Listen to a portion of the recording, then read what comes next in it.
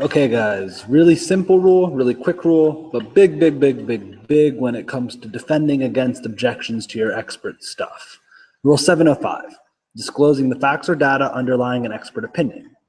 Unless the court orders otherwise, important to note, an expert may state an opinion and give the reasons for it without first testifying to the underlying facts or data, but the expert may be required to disclose those facts or data on cross-examination.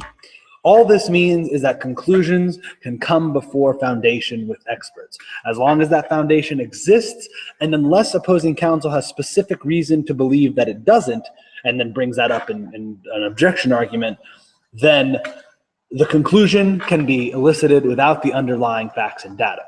Really important, because if not, you can get really tripped up on expert directs and expert crosses. Whenever you're trying to elicit information from an expert, because you can be forced to have all of this unnecessary or burdensome foundation to be laid for every single conclusion that they may reach. And lots of things count as conclusions.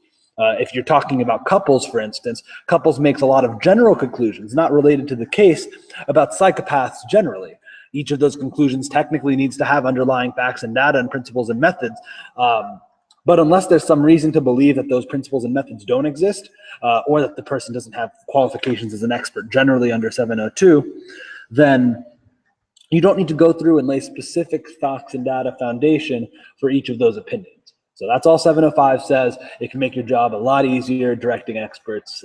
So be willing to go use it, and it's a good rule to point to. It's just simple, easy to read, judges get it. It can be strong. Sometimes the judge will, per that first little bit, unless the court orders otherwise, ask you to lay those facts and data beforehand. Usually that'll happen if you try to elicit big, overarching, sweeping conclusions about the case. I think the conclusion, Couples' conclusion about psychopathy, even though technically you can elicit it without laying the underlying facts and data, is the type of conclusion that would probably, the judge would ask you to lay those facts and data because of its controversial nature and the fact that you want to make sure you can make that conclusion before it gets said to the jury. But generally, you can elicit conclusions before the underlying facts and data.